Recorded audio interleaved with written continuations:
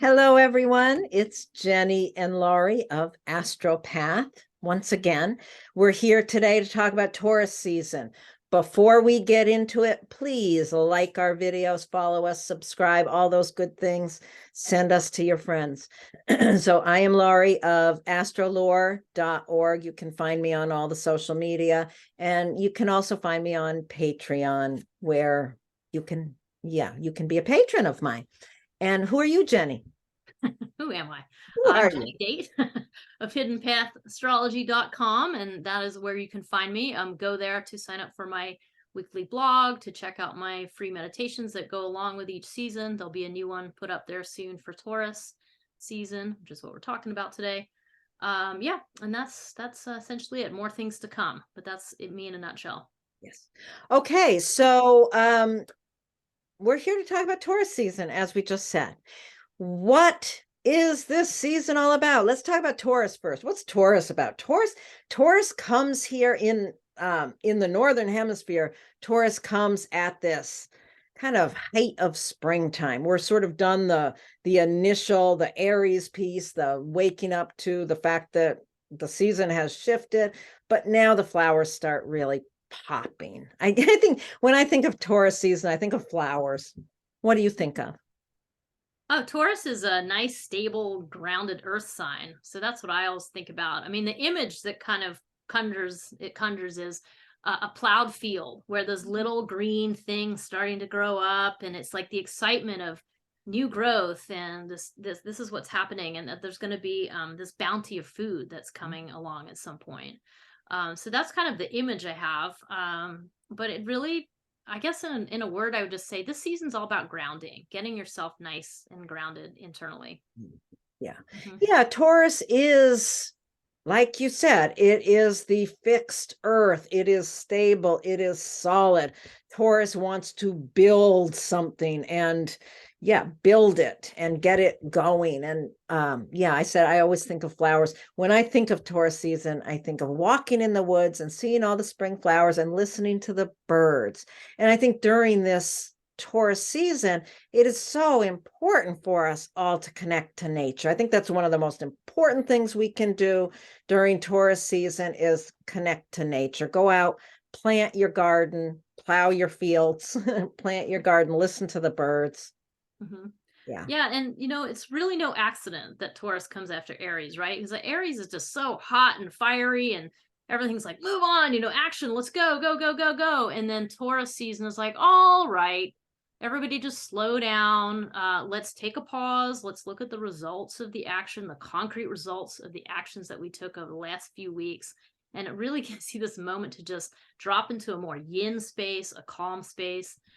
Some of the keywords I think of are like peace and quiet. Reverence is like the highest manifestation, I think, of Taurus, where as you're walking in the woods, as Lori suggests, that you really get to enjoy just the expansiveness of the earth and feel it nice and stable as you walk through the woods. So those are some of the things about, I think one of the issues with Taurus is it can be very stubborn. So one of the things we're going to talk about a little bit as we get to the signs is, do you feel stuck? Is there clinging on to something in hopes of it being a certain way when the reality is it's not? So there's some of those things you've got to think about with Taurus as well. Yeah. Yeah. If you ever want to really get a sense of what Taurus is, just go sit outside and feel the sun on your face. Nice. And that's that. Taurus. I've really learned to appreciate Taurus over the years, I have to say. When I was younger, I didn't have a great appreciation for Taurus, and I love the word that you brought up, the word reverence. I think the first time I ever heard that word in connection to Taurus was in Stephen Forrest's book, The Inner Sky, where he talks about, I think he talks about biting into an apple and the reverence of the taste. And Taurus is so much, it's about our senses. It's about our physical senses, sight, hearing, touch. All of our physical senses are really elevated during Taurus season. The whole idea of Taurus is so much about sensualness. Yeah. it was one other keyword I thought about for Taurus that might be a little bit misunderstood without some explanation, but is the idea of ballast.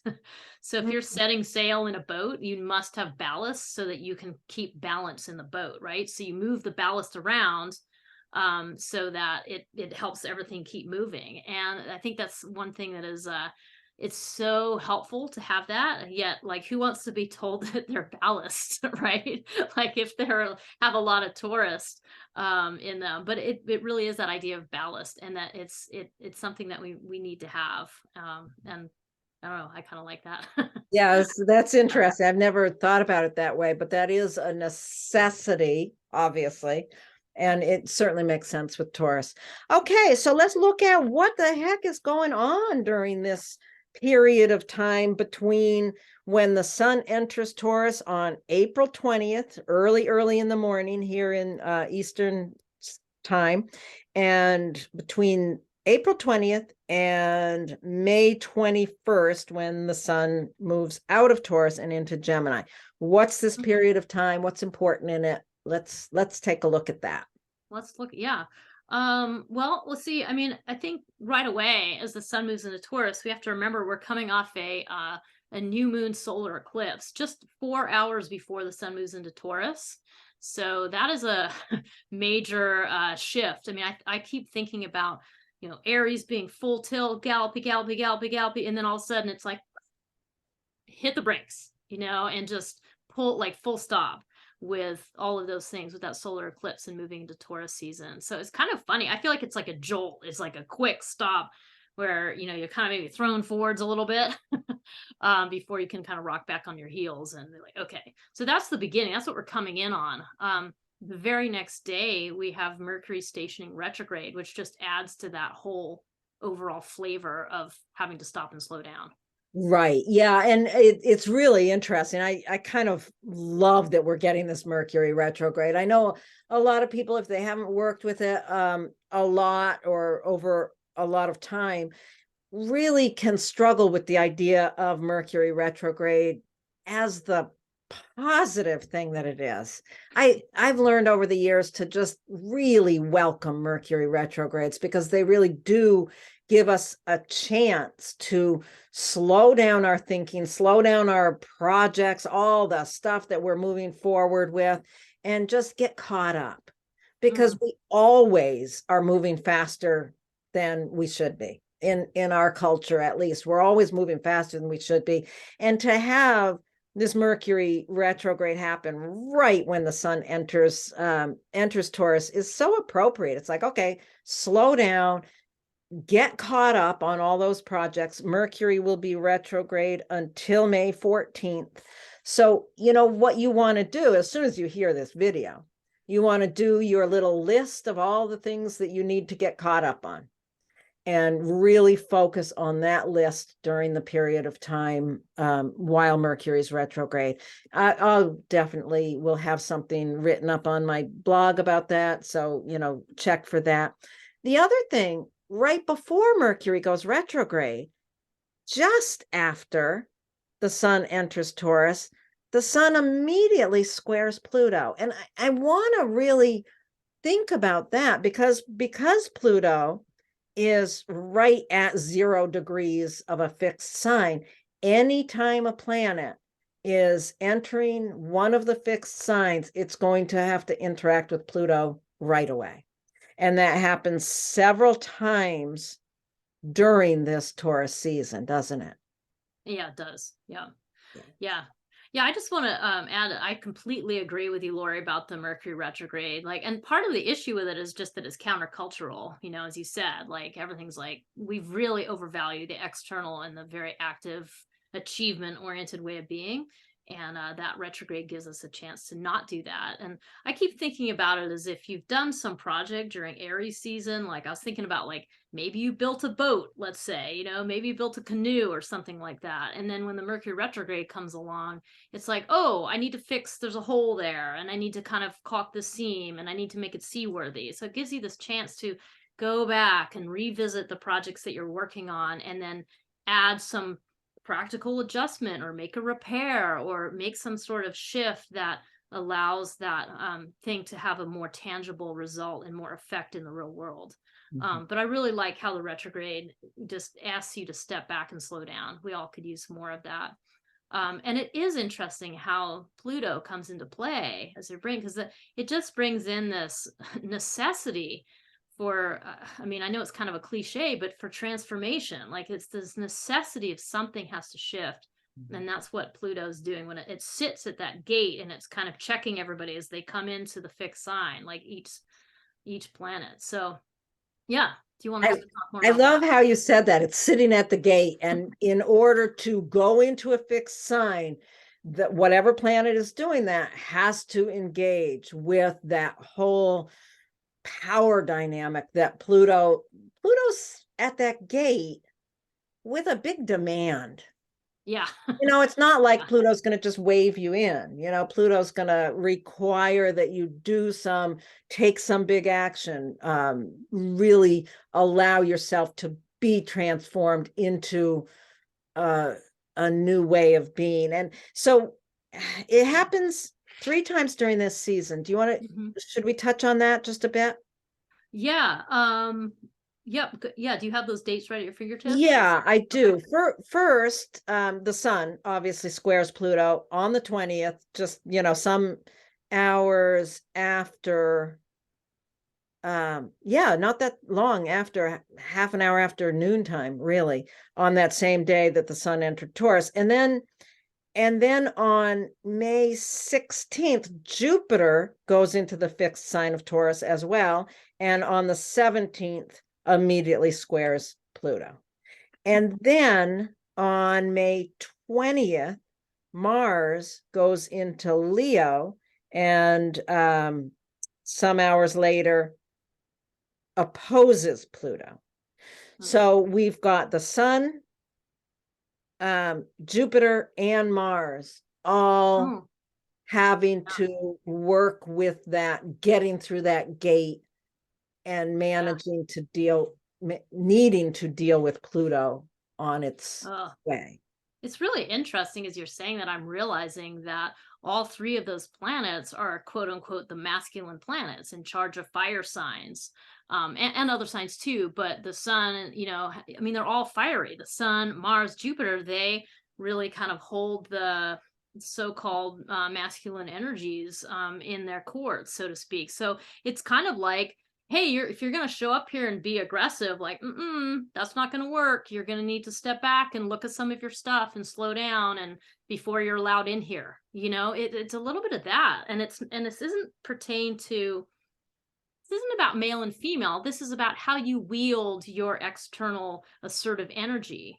This is how you use and apply yourself to make things happen. And I think a big question that is being asked of all of us is, how can we move in the world and cause less harm? How can we move in the world and get things done, but without needing to be aggressive or violent or in a rage? I mean, a little bit of anger is okay. Or anger you've worked with is fine, but like when it's not worked with. So something about that popped in my head when you were saying that. Yeah, that's great. I'm really glad you picked up on that, because that is, it's so obvious when we look around in the culture we live in that there's a lot of problem with not assertiveness, but aggression. There's a big problem. And yeah, it is interesting to see that there's something there's a demand to get in there and really look at those issues and transform it in ourselves. Yeah. Exactly. What we see expressed out in the culture, we have to manage internally.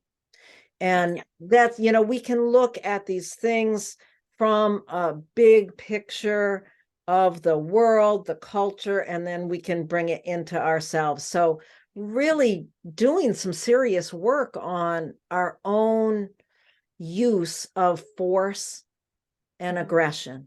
I think that's a big piece here. That's really interesting. Yeah, I do too. I think And it is very much, I do think Pluto does represent the inner processes. I mean, it's considered, I mean, if you look at some of the mythology of it, there's an invisibility to Pluto.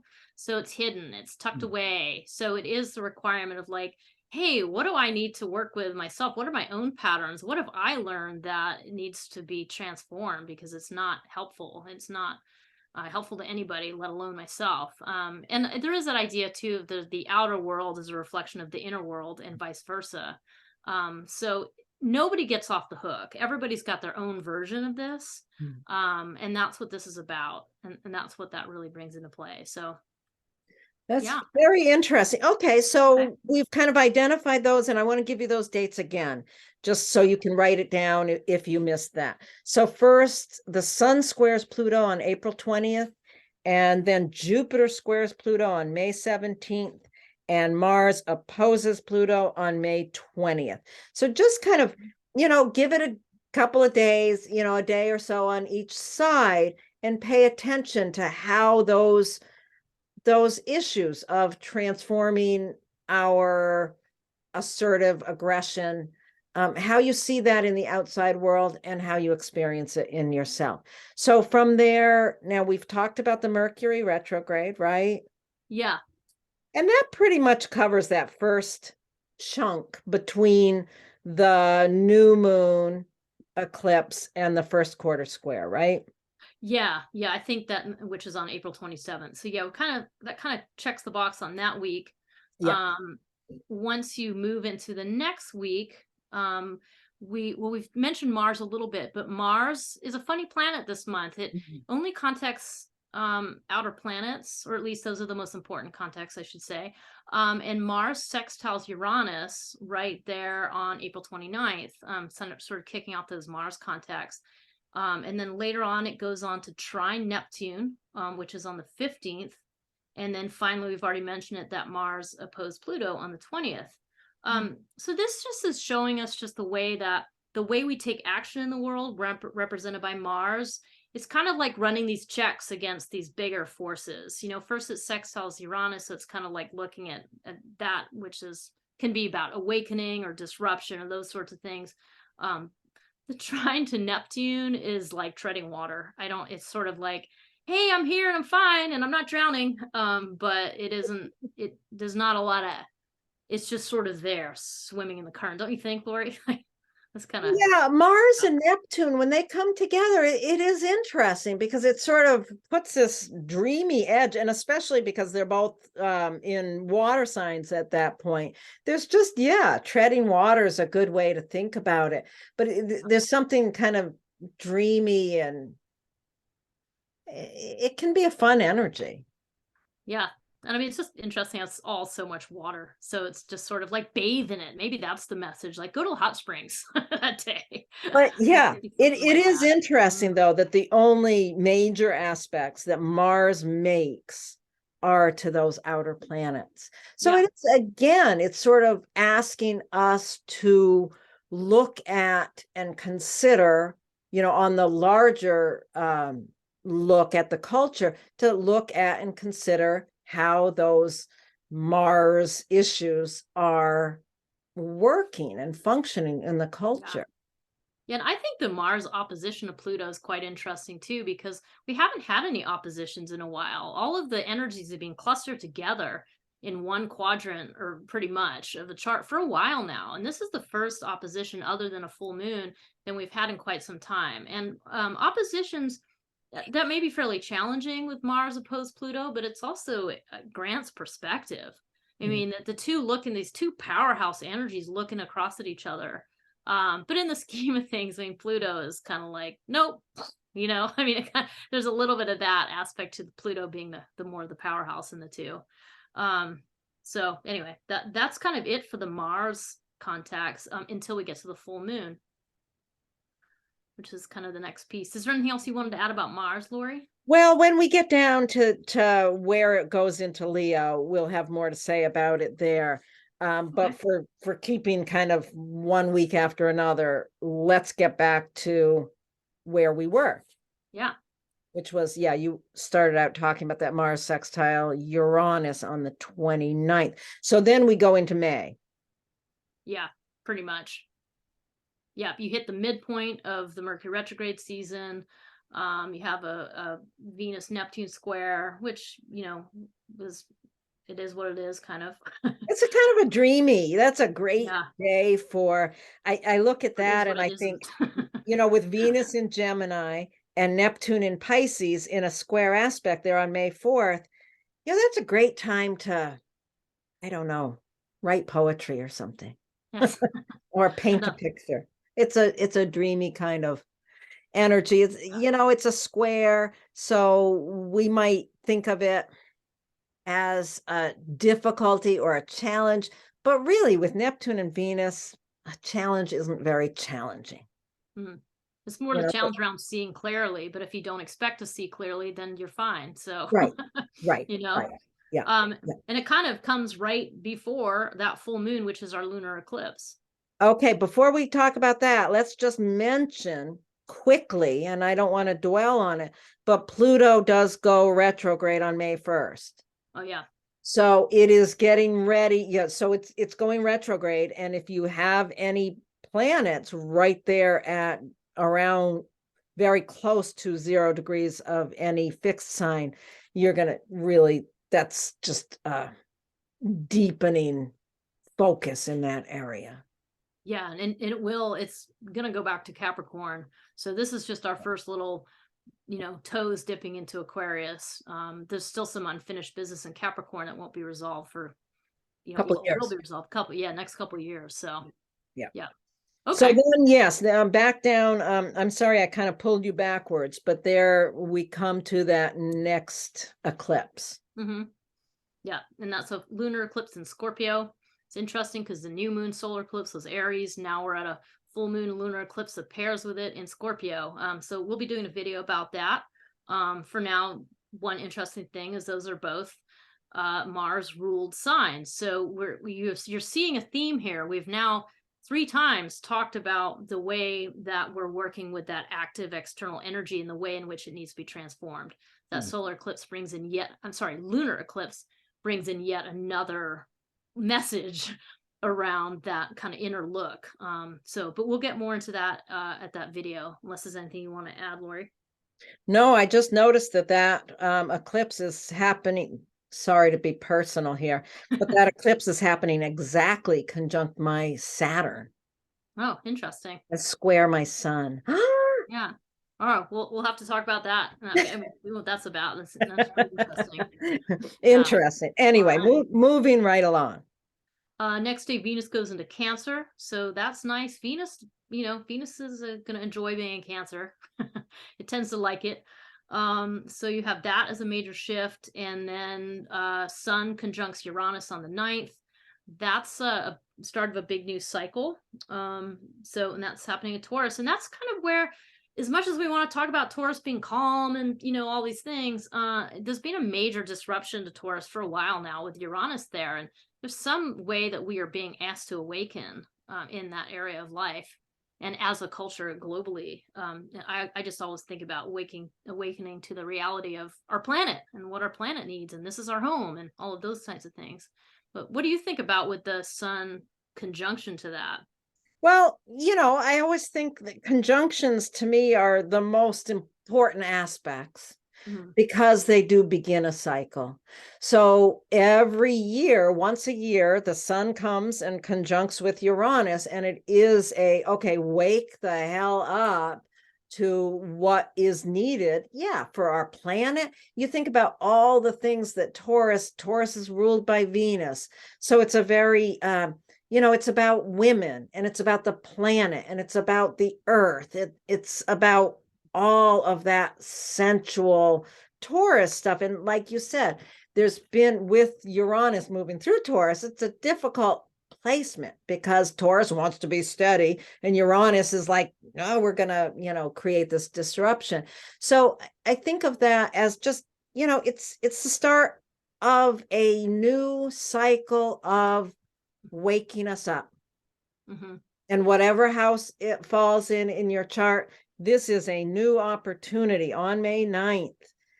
You know, a day or so around that, pay attention to how you feel an awakening in the area where Taurus is in your chart. And, we'll have the individual pieces after we get done this general talk. Mm-hmm. Yeah, as you're saying this, you're just bringing this image for me is like the soil needs to be tilled. The soil needs to be broken up and churned around so that new life can come in. That's what we're really looking at. Not the easiest process, but absolutely useful and necessary and helpful to new life. So yeah. And then we come to our last quarter moon, and after that we kind of have like one astrological thing each day till the end of the season. From that point on, so very active kind of end of the season, starting with a Venus trine Saturn, which I think is a lovely little angle going on there that can be very supportive, very helpful. Creating a container to set aside time to make connection with people that you love, like the emotional connection. Yeah, that's on May 13th. And I agree with you, Jenny. I think Venus trine Saturn it's a beautiful combination. Both Venus and Saturn at this point are in water signs. So it's very, it's a time of emotional connection with others. That's all. It's really gives us an opportunity to really just kind of connect. Mm-hmm. Connect. And you have to make a container to connect, right? Like I was thinking, like you have to set aside the time to say, hey, let's hang out this weekend. And then whatever happens in the weekend is whatever happens, but you've got to make the commitment. And that's what the trine to Saturn, I think, says. And I think that's a lovely way to think about it. On that day, the 13th, do something, call somebody, have a 8-minute conversation with someone that you care about that you don't very often reach out to. Just make that effort, make an effort. With Saturn, it's all about making an effort.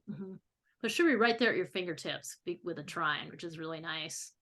The next day, Mercury stations direct at 15 degrees Taurus. So, and hopefully you've gotten caught up on all your stuff. Yeah, exactly. Sorry to interrupt you. Oh no, it's all good. That next day we have the Mars trine Neptune that we already mentioned, that maybe this idea of treading water.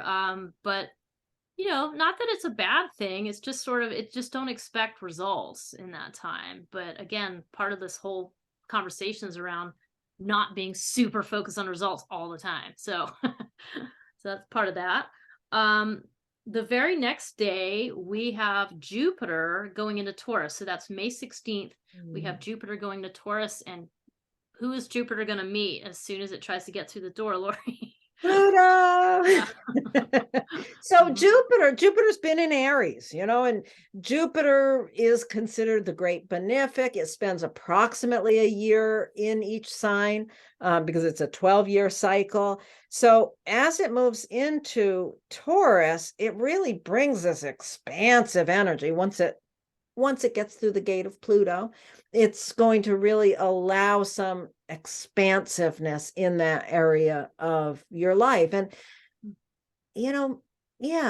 it's going to expand our ability to connect on a sensual, physical level. It's going to expand our ability to go out and enjoy planting the garden.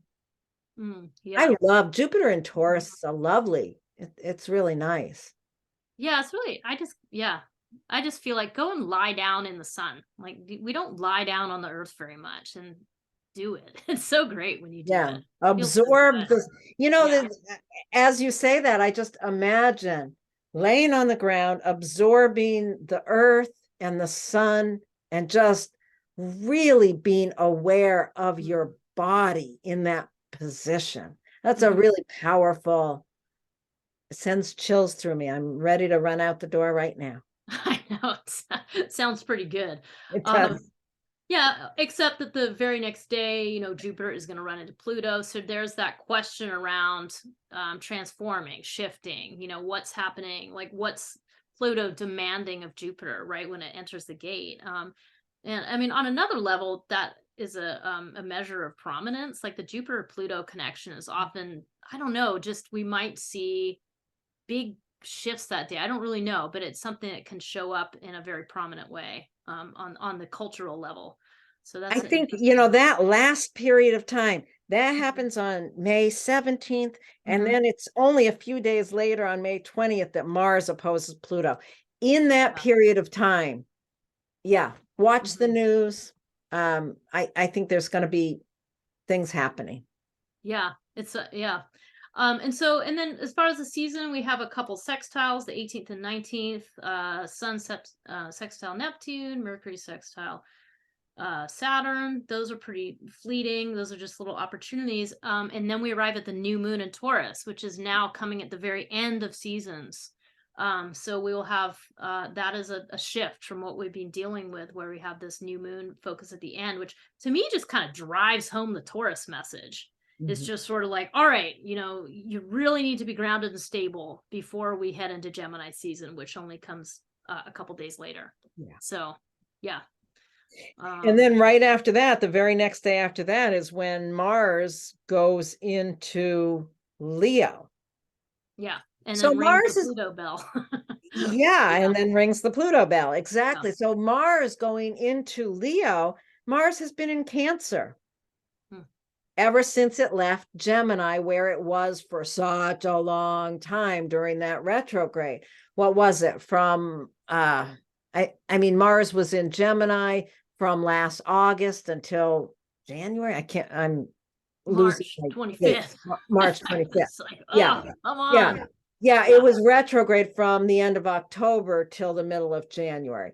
But it was there in Gemini for so long, and then it finally got out of Gemini into Cancer, where Mars doesn't really know how to behave very well in Cancer. Mars wants to take action and get things done. And in Cancer, it kind of gets a little waterlogged. So now it's moving into Leo, where Mars is very happy in Leo. Mars can get a lot done. Mars can just kind of plow forward in Leo, and it encounters Pluto.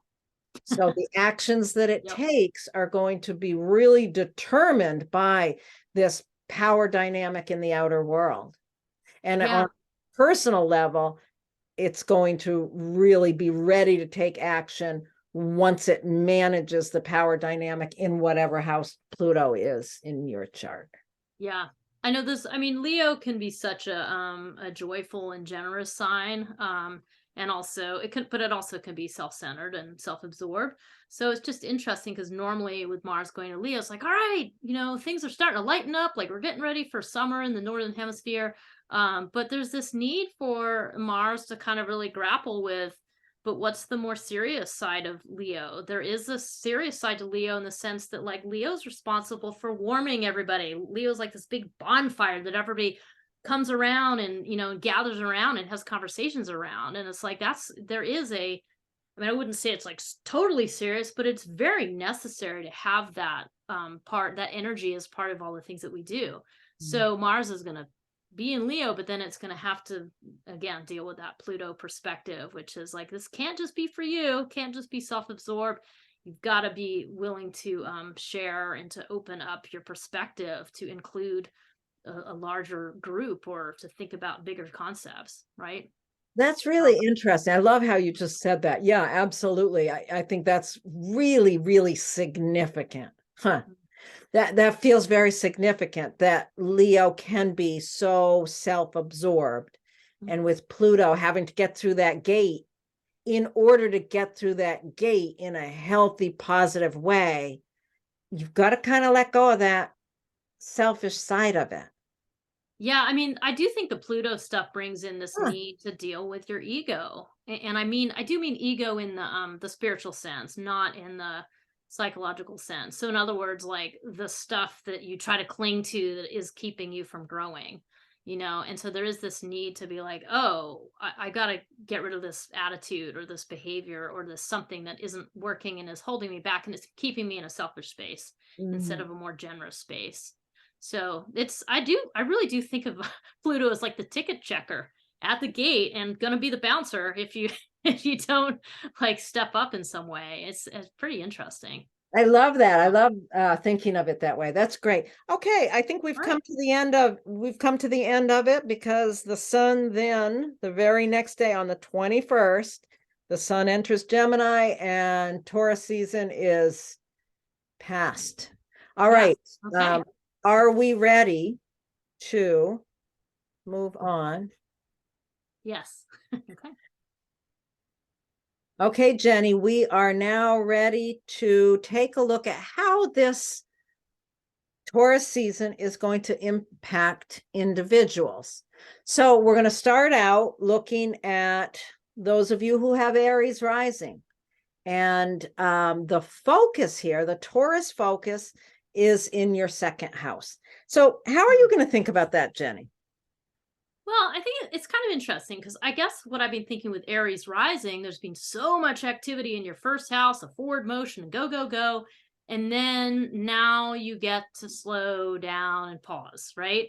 So it's kind of like as soon as you hit that Taurus season, it's like, hold on, let's look at the impact, of my actions on my value system, on my finances, like what has changed, what's going on? How are all those things going to get paid for? How do they feel to me? Do I feel good about all of the work I did on myself in the last few weeks? I think it brings in some things like that. That's interesting. Yeah. What about So, you? well, one of the things I want to point out is we've got Mercury here, Mercury retrograde. We also put the node in and the square to Pluto. The node just really to remind us that this is a direction that we're moving in. And this is, you think about those of you with Aries rising, this area, your money, your resources, your self-worth, this is an area that it's really important to you to feel stable here. So one of the questions that you want to be really thinking about is, how stable are you in that area? Mm-hmm. Or do you feel stuck here? Yeah, exactly. And, really getting clear how, understanding the connection between money, resources, and self-worth is really important for you. And then kind of something from this area, which is your community, the other people in your life that really support you. How is there something in this house, something from your community is really pushing for a change in how you spend your money or how you understand your own worth? Mm-hmm. That's how I'm thinking about it. Well, yeah, it's interesting having Pluto because Pluto's in your 11th house of community. So there is some need to transform, the way you involve yourself in your community. Like maybe you're too involved, maybe you're not involved. There's some requirement around that. And part of what is going to happen as you open to that change to do with community is going to change how your perspective on your finances. I mean, maybe it's that you get involved, for example, with like a volunteer organization and you start to realize how many people are doing with very little financially. And it changes your perspective on your own finances. And also, in that analogy, if you're helping out other people, it's going to increase your self worth because you're going to feel like you're participating in the community. So there's some interplay between these two places that have to do with how you kind of feel grounded about your own financial or self-worth situation. Oh, I really like that, how you worded that, Jenny. Just, yeah, really, your view on community is really shifting your understanding of your own worth and your own bank account. Mm-hmm. Huh, fascinating. Okay, anything else before we move on?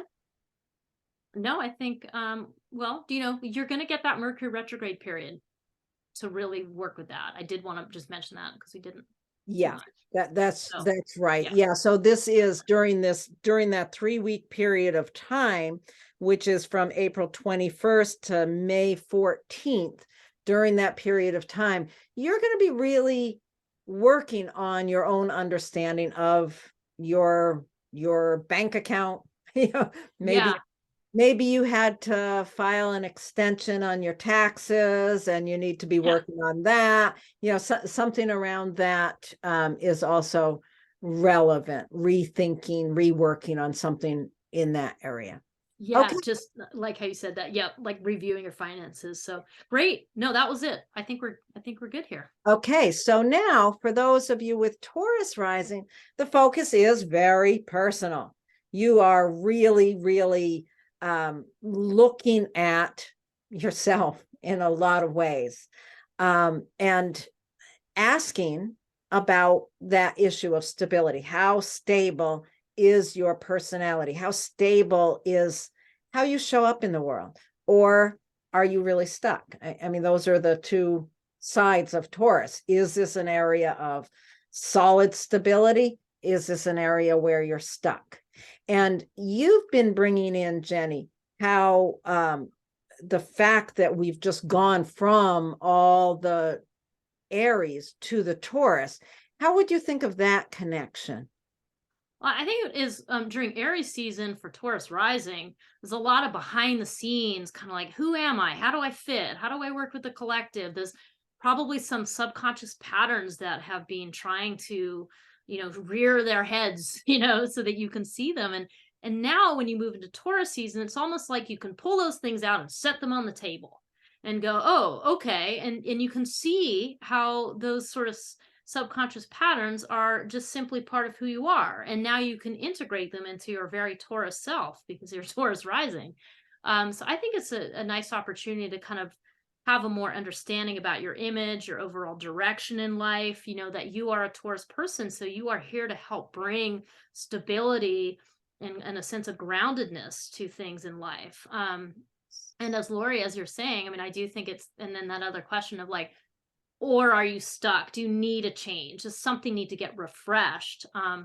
But don't worry, because Pluto is in the 10th house. So if there's some way that you do need to get refreshed, that insight or that demand is going to come from your profession and how you show up in public life.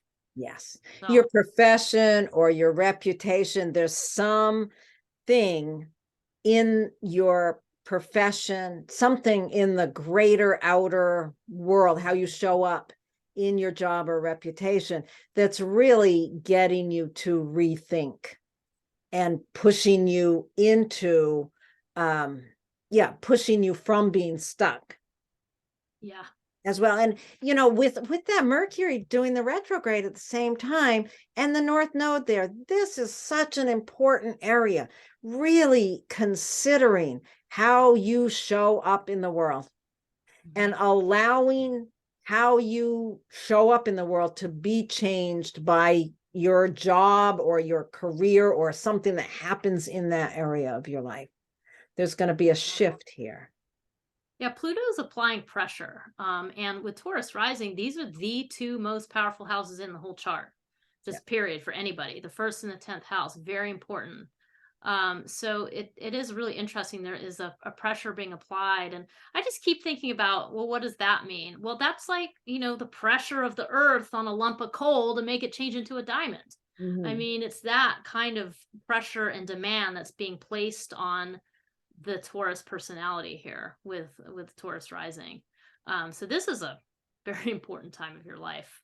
Yeah, it is. And one of the things you think about how easily, Taurus can get so stuck. There's this need for comfort with Taurus, and it's easy for it to get stuck. So if you have Taurus rising and you are encountering some big pushback in your career from a boss or, whatever it is, just be grateful for that, because the job of that, what seems like such a difficulty, is really to get you unstuck and more stable in a more flexible manner. Yeah. Yeah. And, with that Mercury retrograde there too, what that's going to let you do is really kind of go back to the things you've already started, the things that are in progress, and just kind of go, does that thing need a little repair? Do I need to add a little practical something here? It's a very practical in Taurus, like what things you need to add to whatever's in progress, so that you can move it through and move it forward. That's awesome. Okay, are we ready? Yeah. Okay, so now we're going to go to those of you with Gemini rising, and the focus is there in the 12th house. The focus is in the area of your unconscious thinking patterns. Now, before we talk more about this, I just want to mention that obviously there's the sun and it's squared by Pluto, which we talked about in the early part of the video. The reason the node is here and the Mercury, that little RX, that little red RX is the retrograde. So I just want to really point out the North Node being there. This is such a directional statement. This is a really important area for us to be focused on. Okay, I'm going to let you talk for a minute, Jenny, because I'm stumbling. No, it's great. So with Gemini rising, you've got all that Taurus happening in your 12th house. So this is something that's kind of churning away in the background, like subconscious patterns is where I think already mentions. This is an opportunity to really get square, stable, grounded with whatever those kind of patterns are that kind of trip you up. I mean, the 12th house is those things that are hidden. So you're getting a chance to work with that. I think this is a great time, Gemini rising, to get out on meditative walks, to slow down and tune in to what is happening on a deeper layer that you're not used to tuning into. So whatever practices can help you do that. And I just think, yes, going out in nature, lying down in the sun, like we talked about in the beginning, maybe it's getting some talk therapy with the Mercury retrograde here to unpack some of these things, because this is kind of a big ask, but very necessary to your overall growth. Because, well, maybe I'll pause there and let you add in what. Well, I just think as you're talking, I'm thinking about that Pluto there in the 9th house. So there is something in your worldview, something that you are understanding in the bigger dynamics of, your worldview. There's something pushing on you to grow and develop and understand your internal processes. That 9th house can, I talk about it loosely as worldview. It can be so many things. It can be your religious beliefs. It can be your political beliefs. It can be, your understanding from studies, other cultures. But there's something in that higher level of understanding that is demanding that you go in and do some of that real inner work. Mm-hmm.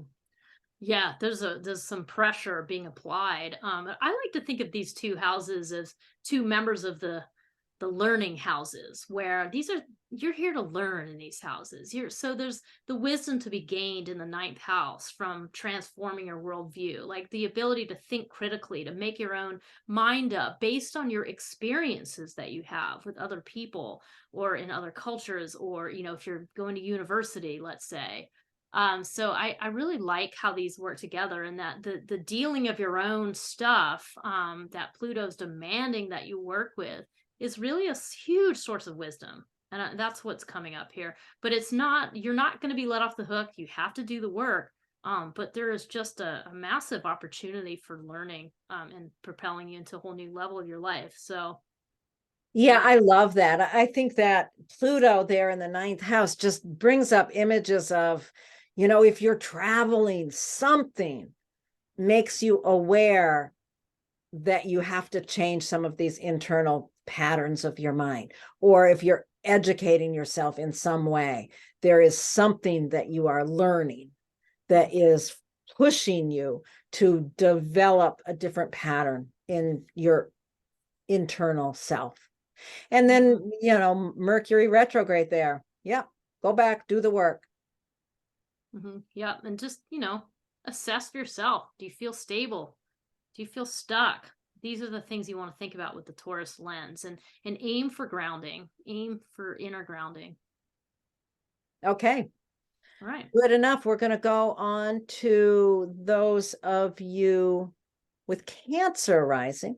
So this puts the focus of stabilization of the Taurus season into your 11th house. The 11th house is community, not your best friends, but like-minded people, those people that really support you to your desires. I think of it that way. So this is an area that there's a big focus on. And the reason I've got the nodes here and the Mercury retrograde, all of this is going on in this house. So there's a real push to move in the direction of understanding and stabilizing this area. And a suggestion that with the Mercury retrograde, there's a lot of rethinking how you work in community. Mm-hmm. Okay. Yeah, sorry. No, you go right ahead. It's your turn. I was gonna say, for Cancer rising, what's interesting is that there's been a huge focus on your profession during Aries season. It's been all systems go, like get it out, do the thing, get to work, blah blah blah. Now it's like all of a sudden you're going, okay, I need to slow down and think about what is the impact of all of that career focus on my community.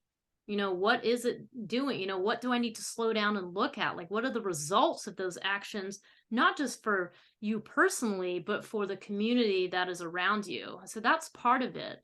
The second piece to ask yourself is, how do you feel in groups? Like, what is your, community? I mean, again, this could be a work group. This could be, let's say, a yoga class or something like that. This could be you're going to the town meeting. I mean, there's different things it can be. But ask yourself, do I feel stable in this group? Do I feel grounded, or do I feel stuck? Like this isn't really working for me. Or am I just not comfortable? I mean, these are some things to pay attention to and tune into as you do that. Yeah. Yeah. So then with the Pluto squaring it, thinking about it as the gatekeeper that we talked about in the beginning, what is it that you have to face in order to further develop and understand this area of community? I think of that Pluto in the 8th house, like maybe there's some particular person in the community that you have a real struggle connecting with or understanding. Something, that 8th house is about other people's baggage, other people's values. So there's something coming from values that are not your own that are getting in the way, perhaps, or that are pushing you to change your attachment to community. Yeah, there's definitely something about, I mean, we always talk about boundaries in the 8th house, and I do think this is very applicable here. I mean, it might be that you have gotten confused. Like, I like how you said this, Lori, like confused about someone else's stuff that somehow you've gotten too involved with, or you've taken on as your own, but it's actually not yours, or there's some other part that's yours that you didn't think it was. It's all that kind of messy stuff. The 8th house is also messy. So part of the skill that you're working on is how do you set the right kind of boundaries for you? Not walls, not something where you just flop over, but just boundaries where you can work with that, because that's really an important skill as you work with your community. In order to feel more grounded in your community, you need to have some of those skills. You need to be able to do that for yourself, or else it's just too overwhelming. And especially Cancer rising, you're pretty sensitive. I mean, I don't know anything about this, having Cancer rising, but you're very sensitive to other people's things. So it becomes even more important that you learn this skill so that you can have an impact on your community and let your community support you. Yeah. And that the individuals within the community can have an impact on you as well. It's actually a very interesting combination there, because I can just kind of feel it. I can feel this kind of challenge of, I need this stable community. And yet there's this one element in it that just does not fit with my understanding, and just creates this tension in the whole community. But it might not be, that tension might not be in the whole community. It's your experience of the community where the tension is. Yeah. So that, using that, thinking of that Pluto, that difficult element as a teacher for you, a way of that you can really learn how to retain the stability and not get stuck in your own idea of what that community should look like. Yeah, exactly. Really, this should be what you want is a door opener where you can find a new way to be in community, where you feel stable and grounded and supported. And you're also dynamically involved in your own transformative processes that it helps you deal with other people better. So, in a Beautiful. nutshell, all right, I'm going to go do that. Okay, you go do that. And what are you going to do with Mercury being retrograde in that area, Jenny? Yeah, well, Mercury retrograde, I think, gives you an opportunity to look at some portion of whatever the project that you've been working on that you now want to share some of the results of your actions with. It's something about like maybe you need to go back and make something a little bit more practical or a little more effective or something very tangible and practical, that some adjustment that you need to make. That's kind of what I think about it. What about you? Okay. Yeah, I mean, that makes sense. Something that you've been working on in the area of community that needs to be reprocessed, rethought about. Go back and make sure your T's are crossed and your I's are dotted properly. That kind of thing. There's something in the area of community that needs to be reworked. It's as simple as that, right? Yeah, or if you're joining like a group effort, you might need to go buy insurance. Like it's something like that. Yeah. So, Yeah. it is. Things that you may not have thought about. This is a time to think about what your process is in this area and what you need to reconsider before moving forward with it. Okay. Okay. So now we're going to move on to those of you with Leo rising, putting the grounded, stable focus of Taurus in your 10th house. Okay. So talk about, I like how you are talking about this piece. So I'm going to turn it right over to you to talk about the process of going from Aries season to Taurus season. Oh, yeah. Okay. Yeah. I mean, with Leo rising, there's been this huge focus on your learning and your growth and your worldview, as Aries has been in your 9th house. And now the focus is switching to the sort of practical nuts and bolts of your profession, and how, whatever you've learned can now be utilized in your profession. And the question to really ask yourself at this time is, how grounded and stable do you feel in the work that you're doing or that you're proposing to do? Or is there a way in which you feel stuck? I mean, those are kind of the two ends of the spectrum where you're like aiming to feel grounded, but you might also feel stuck. So that's kind of what you're looking at. If there's some way in which you're not feeling very stable or grounded, this is a wonderful time to start understanding why not and what might be impacting it. And what do you think some of that could be? Yeah. That's really interesting. Just thinking about if you've got Leo rising, how important it is that your career path is very, there's a conservative element to it. It needs to be really stable and solid and, workable in that way. So one of the reasons that I put the nodes here is just to kind of accentuate that this is such a direction of attention for this period of time. So really paying attention to, is this an area of stability for you? Or are you really feeling stuck in some way? Is there some way that your career feels like you're stuck? And what's going to shift that? What area of your life is the pressure going to come that's going to create a need for real change here? And that is that Pluto in the 7th house, some relationship issue is really pushing you and demanding that you develop more stability here. Or perhaps even a rigid viewpoint about how partnerships and relationships are supposed to go. And now is the time that there's going to be a big transformation in this area for you. And it might be the thing that's keeping you kind of hemmed in into a certain way of doing things in your workplace. I mean, there's certainly, because that 7th house, I mean, it can certainly refer to like your partner at home who supports you while you're doing your career, but it also can refer to business partnerships and things like that. Either way, there's an interplay here. I mean, either way, there's a need to transform how you work with partnerships and how it is going to impact your career. The two things are working together, and it's a demand. There's This is you have to grow because the alternative is not pleasant. So Yeah, and it's just a requirement. the push is going to come in the form of a partner. Whether it be your partner at home or a business partner, there's some push here. And you can think of all kinds of scenarios that could be. With Uranus also dancing around here in the 10th house, you know, you might be wanting to take some risky changes in your career, and your partner at home is saying no. And, you know, you might have a business partner that's saying yes, you know, whatever. There's some stress between creating what you want in career and a partnership of some sort. So pay attention to that. Pay attention to, you know, what you want to be really working on is developing a stable, workable career path that is not stuck.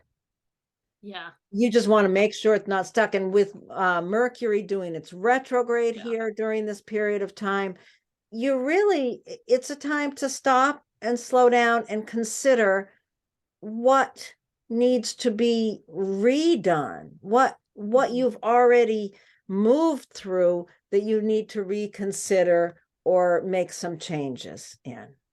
Yeah, I mean, that Mercury retrograde gives you an excuse really to go ahead and withdraw from things for just a period of time. Like, just withdraw a bit so that you can get some stillness, kind of ground yourself, find some peace, and then from that stable platform, you can really start to review, hey, what do I need to do here? What practical shifts can I make right now that are going to have an impact on how I'm doing this? That's going to make everything just feel a little bit more settled. Mm-hmm. So yeah. So yeah, and the stress that's coming from that partner is really, you know, it demands that you move forward. So it's really a gift from them. So you want to think about that rather than, you know, if you find yourself all angry at your partner or your business partner, really consider that their positioning is helping you develop what you need to. So if you can identify who this particular person is, take them for a walk, go absorb some sunshine and some earth, and bring that together. Yeah. And be assured that if there isn't an individual that comes to mind, it's more about your perspective on how you think about partnerships. So either way. That's true. That's true. Yeah. Okay. Now we're going to move to those of you with Virgo rising. All right. Tell us about this, Jenny, because I don't know anything about this one. Well, first of all, let's start with the idea of Taurus being in your 9th house. We have the North Node, the Sun, and the Mercury retrograde symbol there because those things are there concentrating your energy into Taurus topics. Taurus topics refer to, I don't know, making peace with your worldview. Like, are you at peace? Do you feel stable and grounded in your worldview, the way that you regard the things around you? This could be your religious viewpoint, your political viewpoint, the way you kind of work with education.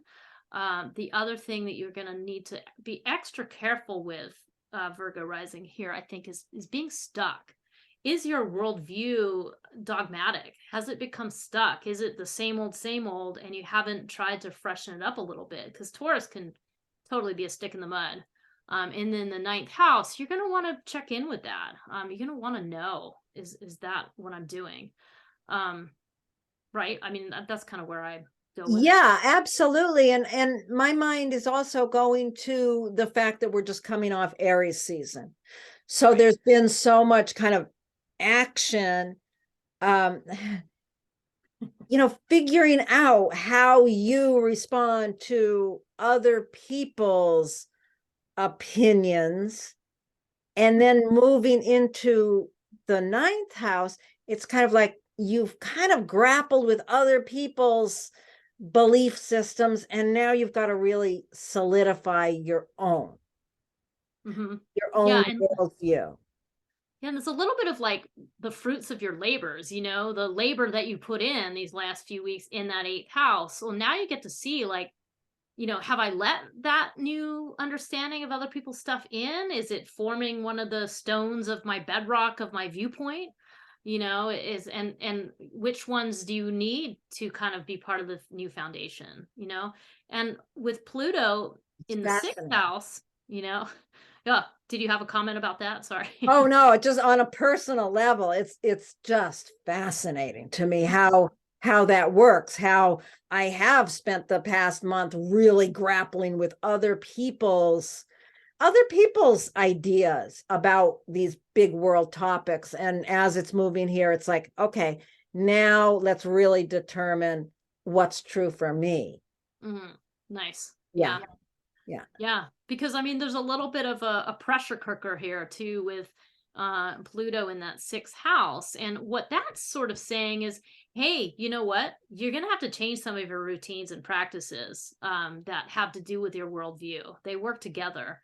Both of these houses are topics of learning, the things you need to adjust and cope with in order to make a new reality for yourself in a way. And so with Pluto in that sixth house, there's like, what, you know, you're going to have to change something about your routines, like the way you get to work or the way you eat or the way you exercise or, you know, whatever it is in order to help support that viewpoint that you have about the world in general. That's fascinating.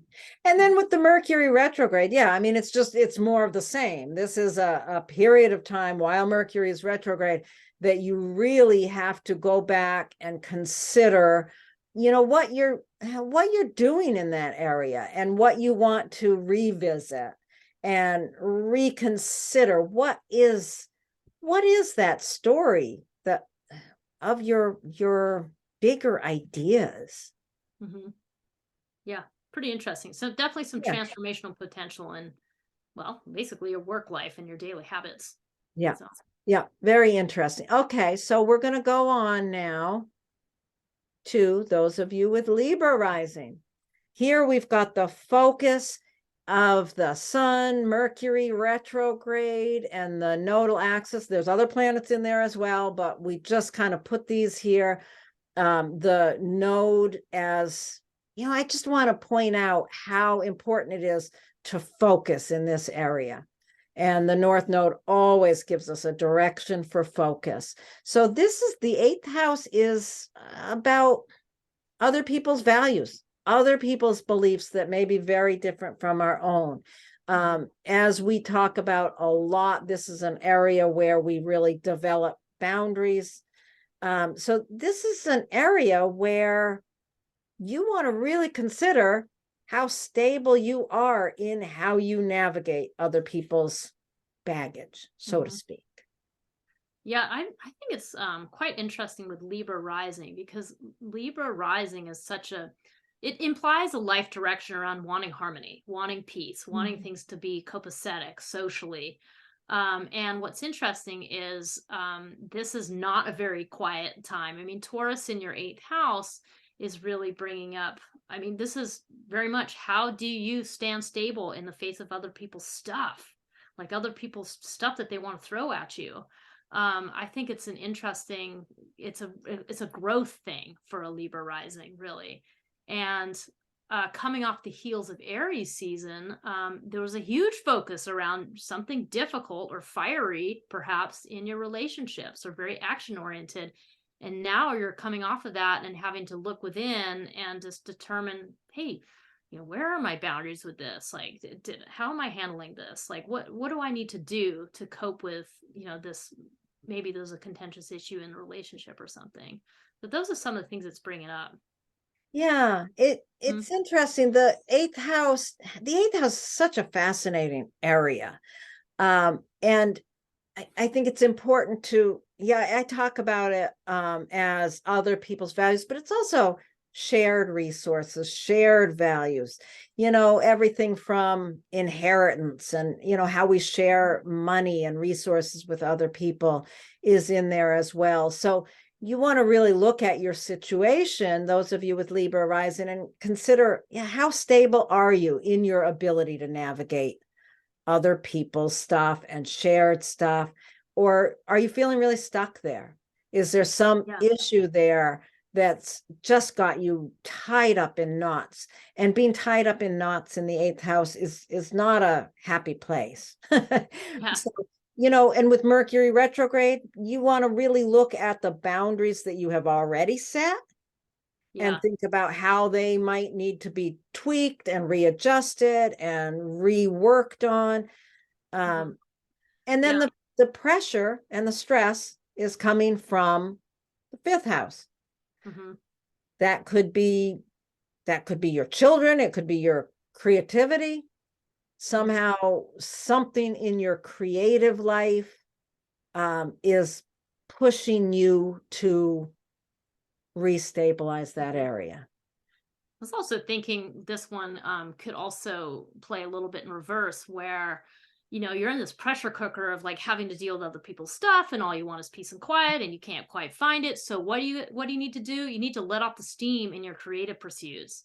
So this is go in and do that intense action that you like to do. And especially with the Libra rising and the Taurus focus, this is create, this is art, this is pour your angsty, frustrated energy into creative pursuits. Take a risk, like, it's that kind of thing. And I very much feel the pressure build up in this chart. I can't quite articulate it exactly how I want, but I feel like there's a pressure build up in that fifth house might be the key to releasing, like a burst of steam, to releasing some of the pressure that you have to release it.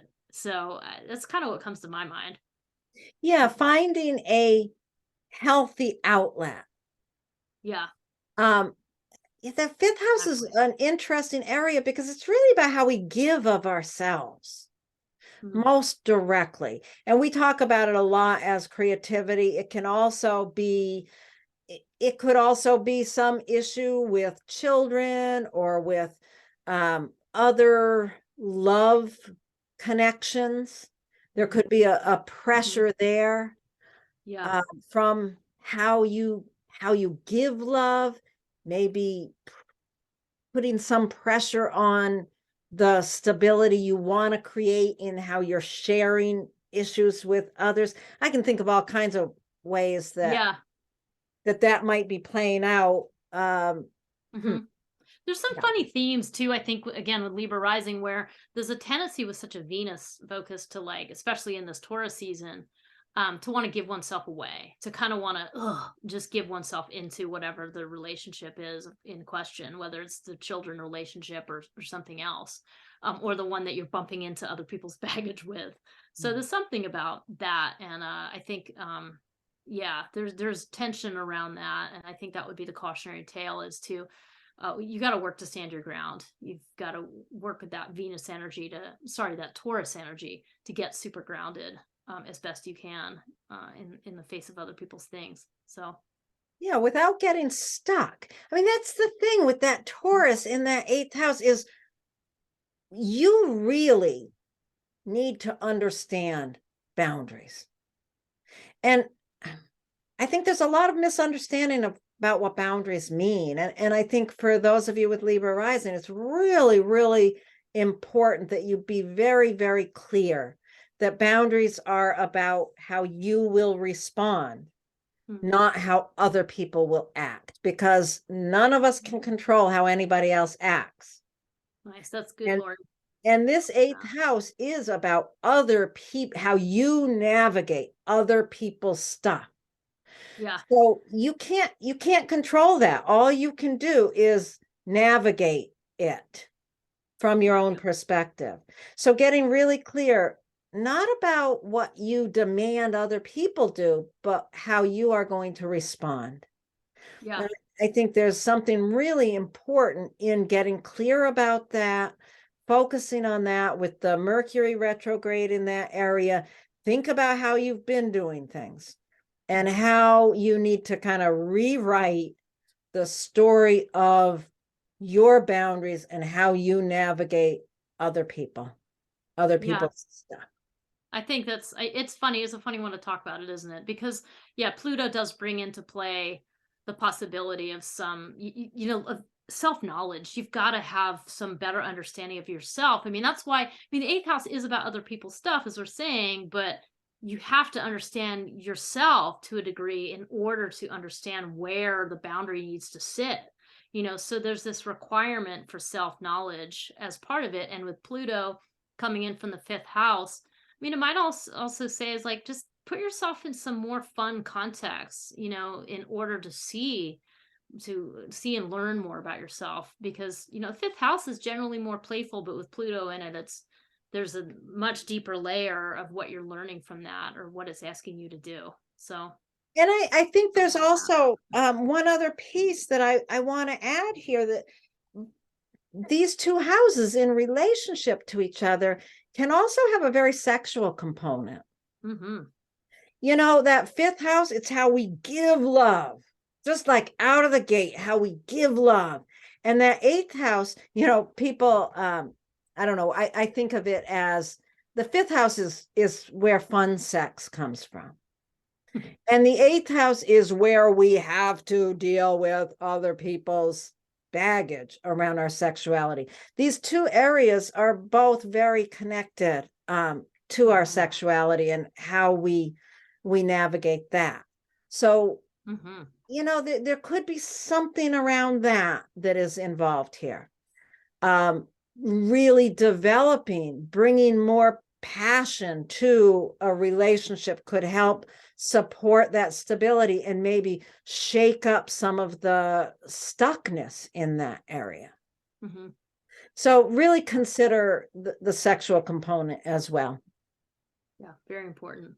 Okay, I think we talked a long time about Libra. Yeah, Libra gets special. Libra gets special attention today. Yeah. Okay, so now we're going to move on to those of you with Scorpio rising. Okay. Well, what does that do? That puts the focus firmly onto your partnerships in Taurus season. So this is a really good time to take a moment and think about how grounded and supported do you feel in your partnerships? How do you feel right this moment in those partnerships? Do you feel stuck? Is there some way in which things are just kind of same old, and you're looking for some spice, So take a moment, evaluate that. We've put the sun and the North Node and the Mercury retrograde in this picture, so that you can see that throughout the whole season, there's a focus here on these topics, and that there's a major direction around get grounded, find your stability in this place in your life. So that's kind of what's happening here. Yeah. Yeah. It's interesting, that whole area. Those of you with Scorpio rising, the area of relationship is such a place that you depend on to be stable, right? You really depend on that as being a place of beauty and stability. And yet over these last some years, with Uranus also moving through there, there's definitely some upheaval going on. So this is a time to look at that. And like Jenny's been saying, really consider, are you feeling stuck here, or are you feeling stable here? And really focus on developing, making the changes necessary to shift it. If it's stuck, you really want to shift it into a place of stability. And the area where the challenge is going to come, which is the gift, really, the challenge of Pluto is the gift that's going to push you to make the changes. And that's coming from the area of your home or family members of some sort. Yeah. This kind of makes me just think of like a major change happening in your foundation, a shift in your family of origin, a shift in something revealed from the past that you didn't know about, that makes you feel like suddenly you're standing on different ground in that fourth house. So something that brings to light a whole new dimension in your partnership. It's something like that. There's an interplay that this way, or to work it in reverse, that as you work to find the stability in your seventh house, that you can make a change that you've needed to make, maybe in your home, right? It might be that you need to move.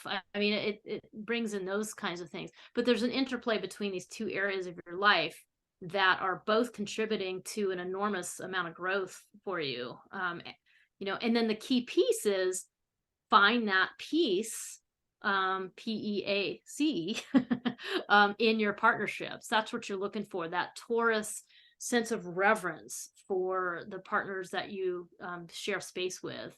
And that Mercury retrograde is really going to give you an opportunity to go back and review and revisit and think about things from the past that can help bring about some more healing and stability. That's beautiful. I think you said all of that beautifully, Jenny. And yeah, with that Mercury retrograde, there may be some conversations that you thought were done that you need to revisit. Maybe you're talking about moving, or maybe you're talking about, I don't know, your mother-in-law, some family issue that really needs to be approached in a different way. And I think back to that, what we were talking about in the early part of the video before the personal pieces, the Pluto standing at the gate. So there's some family issue that is standing at the gate that is, you have to go through that gate to find the peace and stability in this relationship right now that you really, with Scorpio rising, you really need that in your relationship. Okay. Yeah. Let's move on to those of you with Sagittarius rising. Okay. I'll have a go.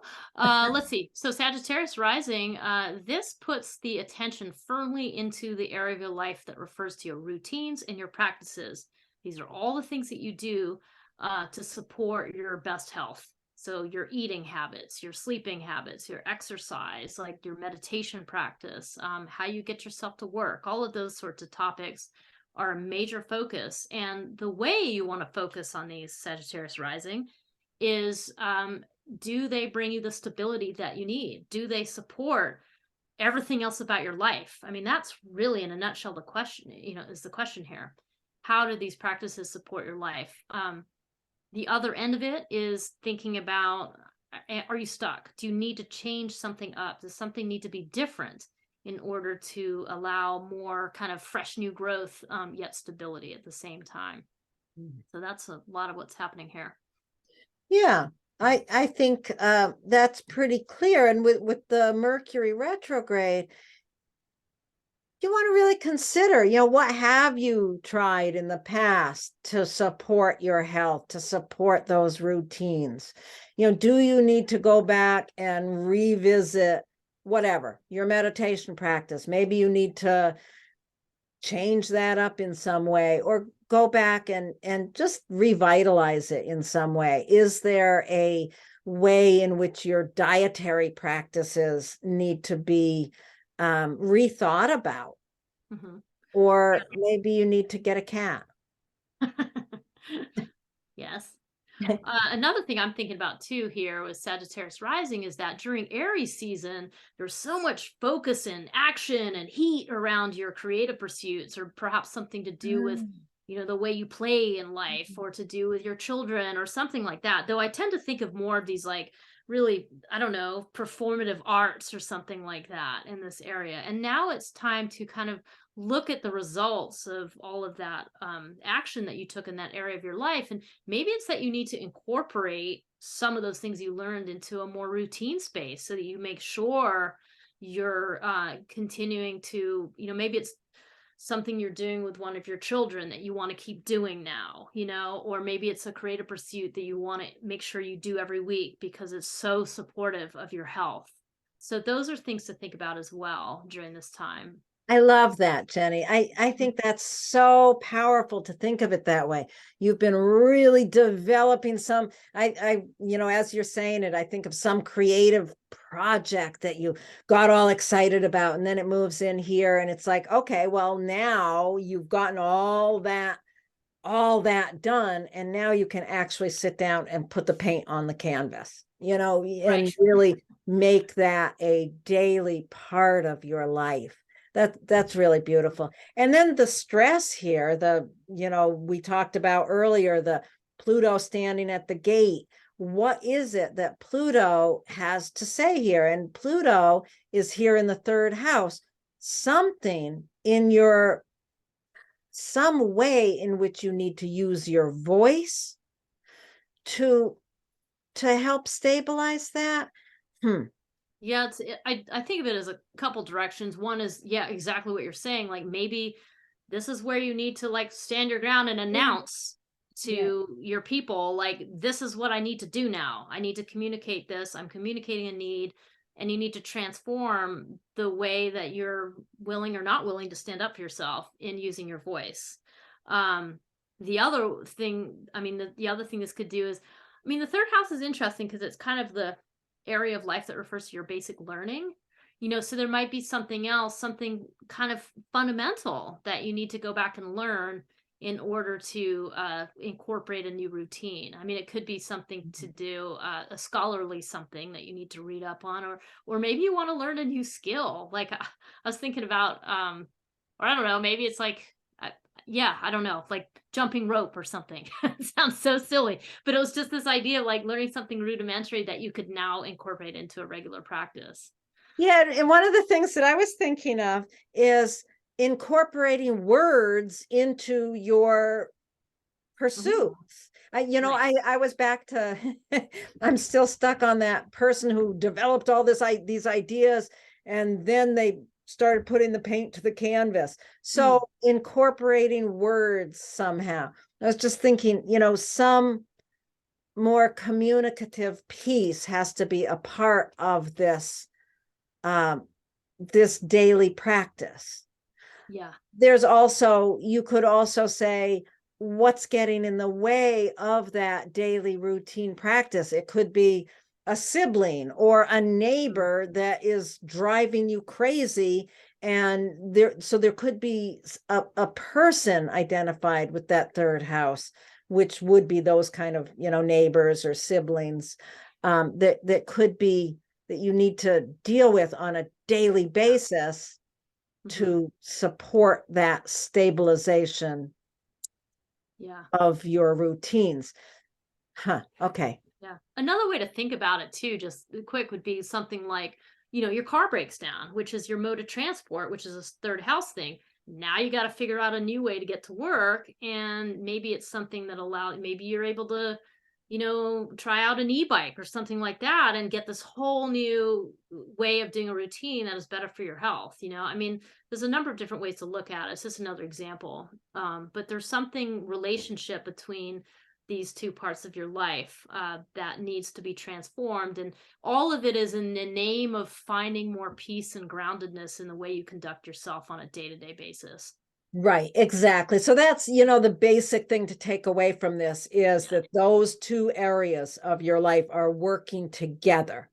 So when you're trying to develop this stability in your day-to-day routines, and all of a sudden there's something in this area of communication or quick travel or siblings, when there's something there that's kind of pulling against you, just to realize that's part of the process. That's part of what is going to help you stabilize this area without being stuck here.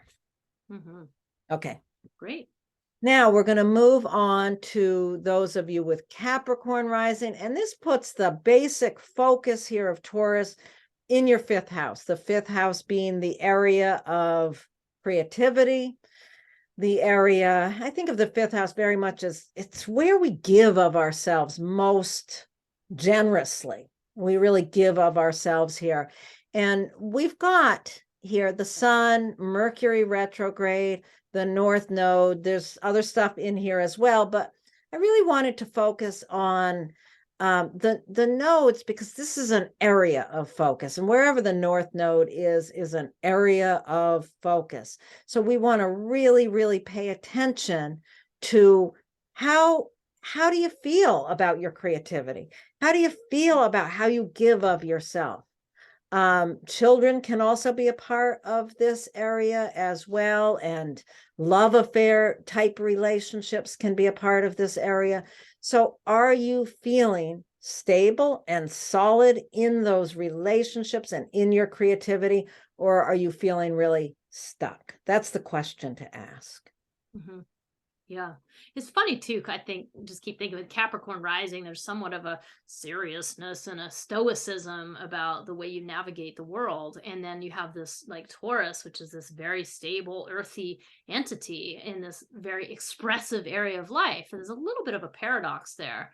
It's almost like, the ability to completely give of yourself and to give your love is the thing that provides you with the most amount of stability. Which is an interesting way to think about it, because that's not always necessarily the case. So, and it's just that is one way to look at it. And also just to bear in mind that for the last few weeks, there's been a huge focus on your fourth house of family and home, and some way in which you've had to assert yourself and step up and really take action to do with your family of origin or your home.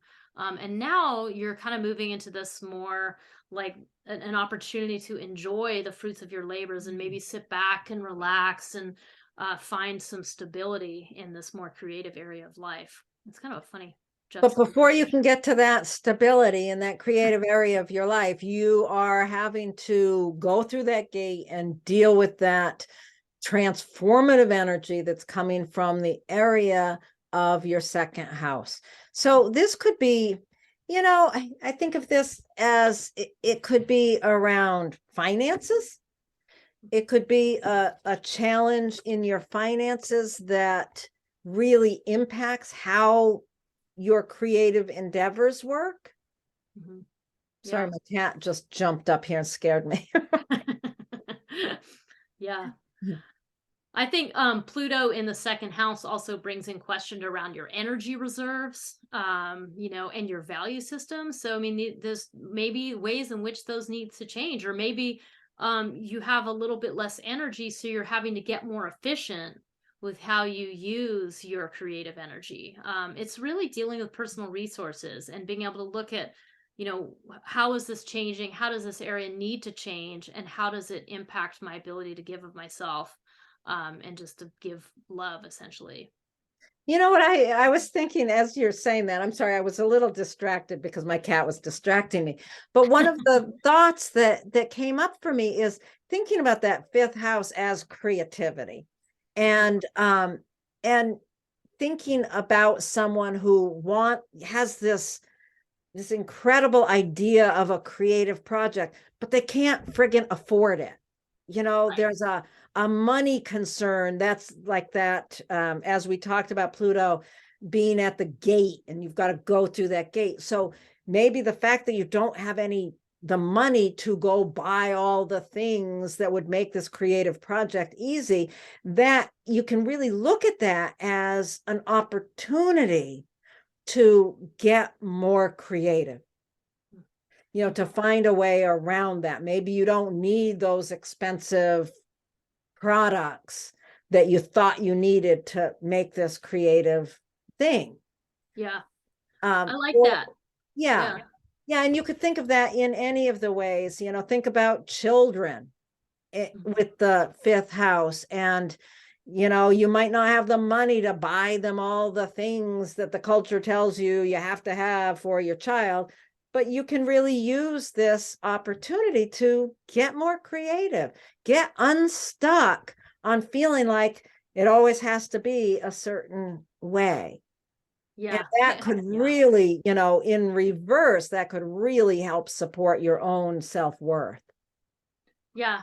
I like that you're bringing this up too, because I mean, you can also think about Pluto as your perspective. I think it was Noel Till who always talked about the perspective that Pluto brings. And it is about that. I mean, it is about how do you transform the reality of your situation in order to embrace a more creative self. And I mean, really, what you're working with here too is the goal to find more peace, to be more at peace with whatever your creative pursuit is, and with the free giving of love, essentially. I mean, that's the question here. And also the Mercury retrograde really gives you this opportunity to go back and maybe do some research and revisit what other people have done, and like have an understanding of what ways that you might be able to use the resources better. So Absolutely. I love that. I love thinking about that. So get creative. Basically, for Capricorn rising, the whole thing here is get creative, and think about different ways to do it. Nice. Okay. So now we're going to move on to those of you with Aquarius rising, and this puts the focus of the Taurus season in your 4th house of home and family. What we've got here is the sun, of course, and the North Node. Yeah, I included the North Node here on this graphic simply to kind of focus the idea that this is the direction. This is the direction that you really need to be paying attention to. I mean, wherever the sun moves, we're paying attention, but where the North Node is, it's so important to make sure we are really focused in that area. So home and family, you with Aquarius rising, Aquarius rising is so kind of a unique, unusual personality in a lot of ways. And yet the home area is an area where you really want and need a lot of stability. So think about it. What is your home situation looking like right now? Do you feel like there's a lot of stability there? Are you feeling solid there? Or are you feeling really stuck? That's really the question where Taurus is in people's charts right now is, are you content, satisfied, stable, or are you stuck and uncomfortable? Yeah, and I think this is interesting too because the Aries season that we've just been in with all the planets direct and lots of energy and moving through, and for Aquarius, that's very much being in this 3rd house, which I think of it as this is where you're dealing with the daily nuts and bolts of life, like the quick things, the walking out your door, the catching the bus, the going and buying your groceries, and all of these things, and maybe bigger transactions in life.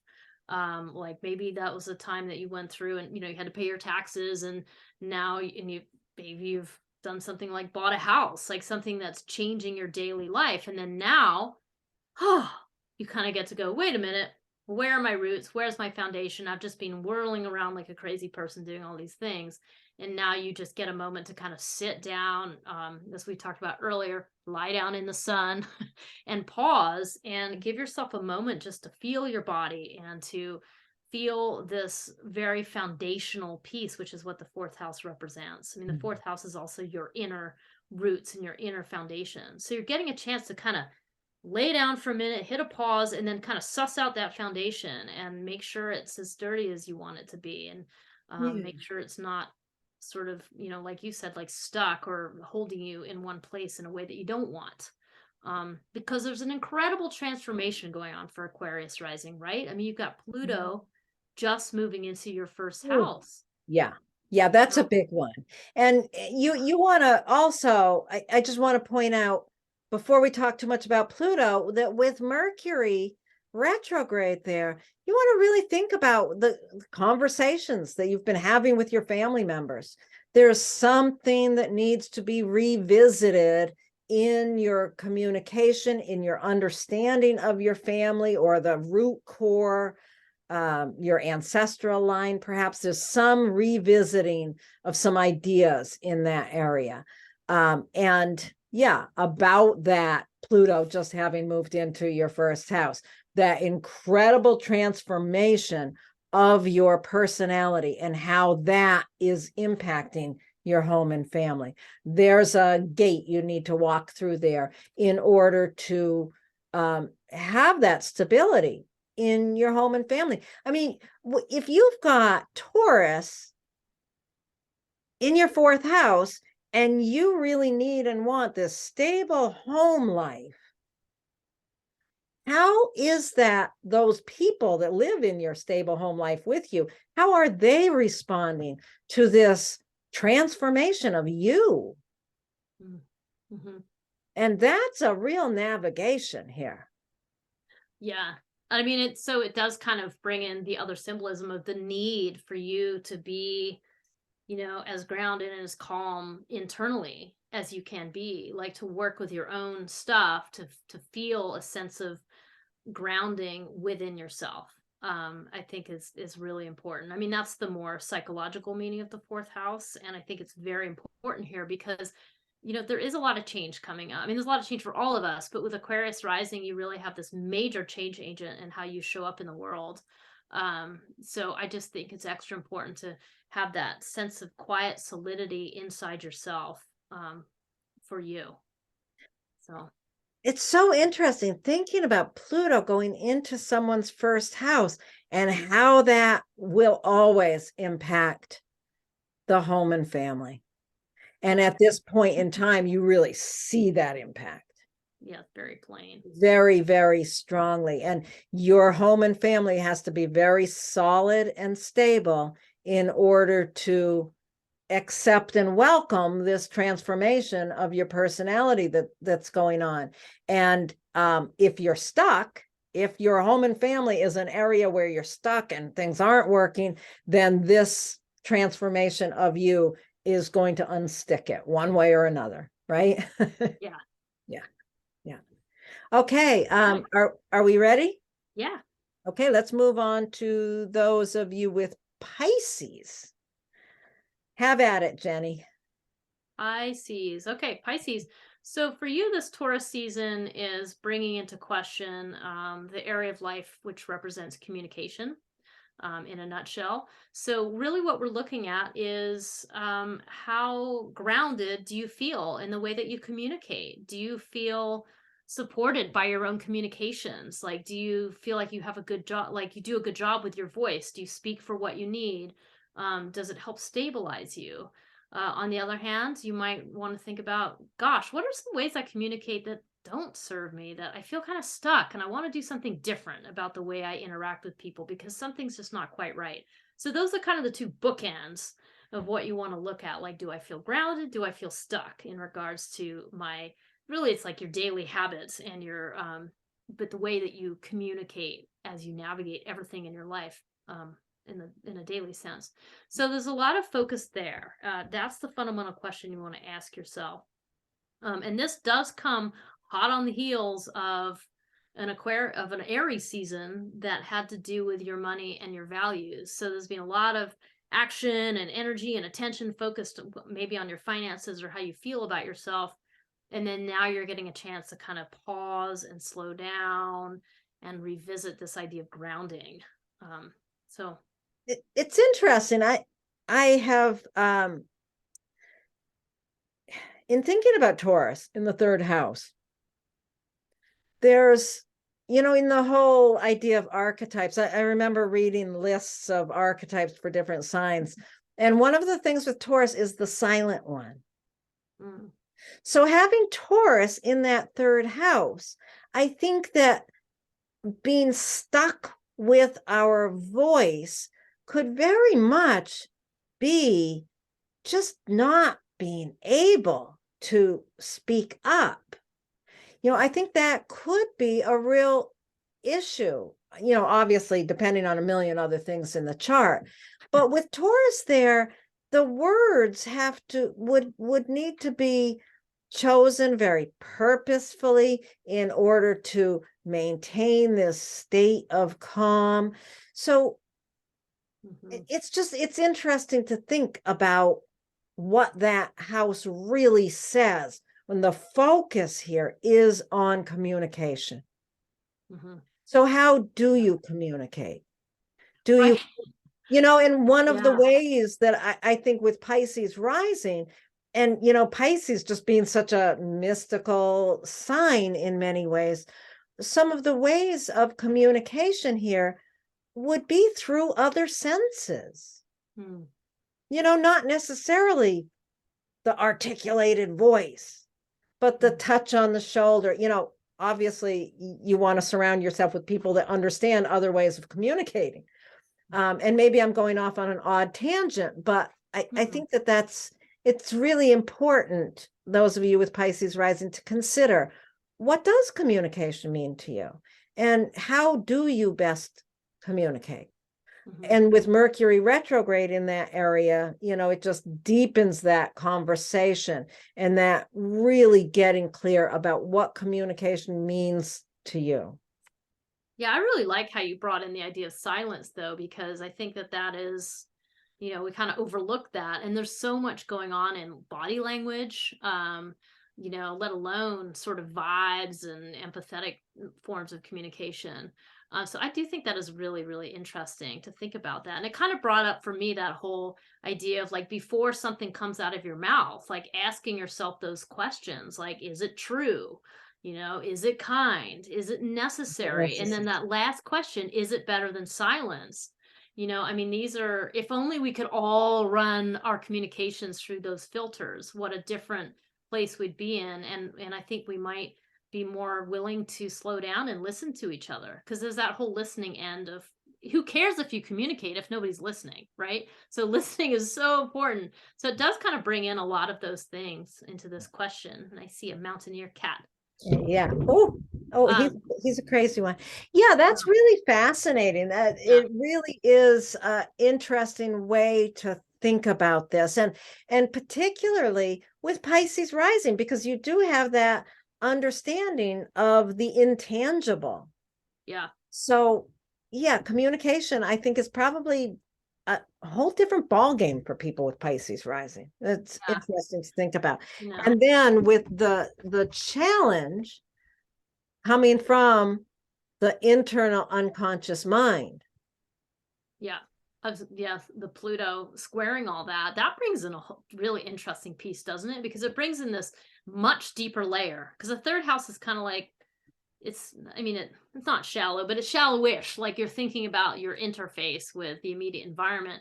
And Pluto in the 12th house brings in this much deeper level about what's going on, what's churning away in the background for Pisces rising while you're saying those simple words to your neighbor.